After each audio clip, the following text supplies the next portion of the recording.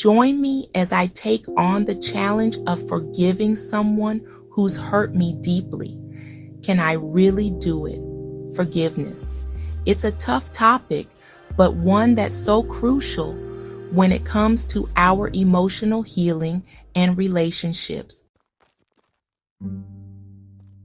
When we hold on to grudges and resentment, it can be like carrying around a heavy weight that slows us down and affects every aspect of our lives.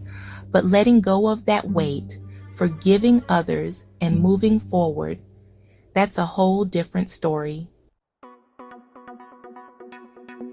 When we try to forgive, we often face a lot of struggles. One of the biggest ones is resentment. It's natural to feel angry or bitter when someone has hurt us, and it's hard to let go of those feelings. We might replay the situation over and over in our minds, thinking about what we would say or do if we could go back in time. We might even feel like we're justified in holding on to our anger, like it's a way of punishing the other person. But the problem is that anger and resentment only ends up hurting us in the end. Another struggle we face is the emotional pain that comes with trying to forgive. When someone has hurt us, it can be devastating. We might feel like we're reliving the pain all over again every time we think about the situation. And forgiveness can feel like we're letting the other person off the hook, like we're saying what they did was okay. But forgiveness isn't about forgetting what happened or excusing the other person's behavior. It's about releasing the hold that situation has on us and moving forward. We might also struggle with forgiveness because we feel like we need to see the other person's remorse or apology before we can forgive. But what if that never comes? What if the other person doesn't even acknowledge what they did, or worse, blames us for the whole thing?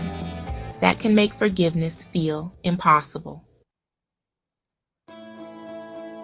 And sometimes we might even struggle with forgiving ourselves, especially if we feel like we should have done something differently to prevent the situation from happening. There are often underlying emotions that make forgiveness difficult, like shame, guilt, or fear. We might feel like we're forgiving the other person, but we're not forgiving ourselves. And that can be a major roadblock. We might need to do some deep introspection to figure out what's really holding us back from forgiveness. When I think about forgiveness, I'm reminded of a conversation I had with a friend who went through a really tough breakup. She was angry and hurt, and she didn't think she could ever forgive her ex.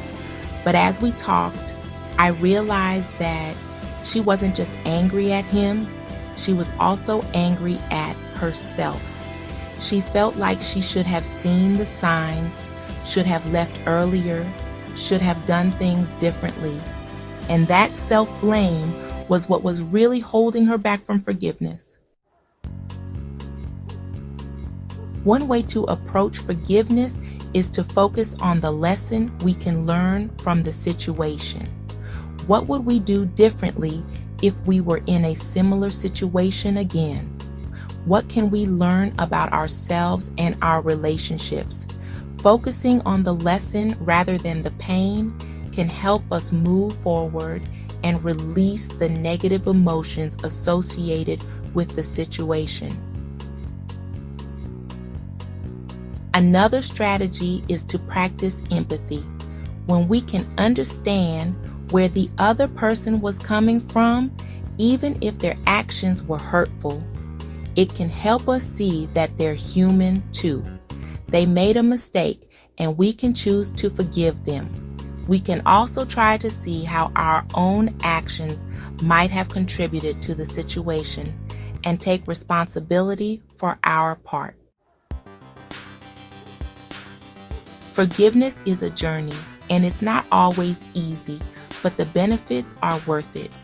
When we let go of resentment and anger, we open ourselves up to new experiences, new relationships, and a sense of freedom.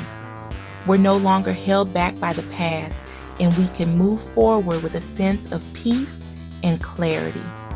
So, is forgiveness possible, even in difficult situations?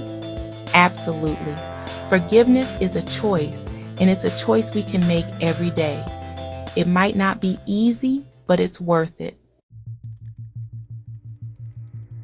Thanks for watching, and don't forget to share your own experiences with forgiveness in the comments below.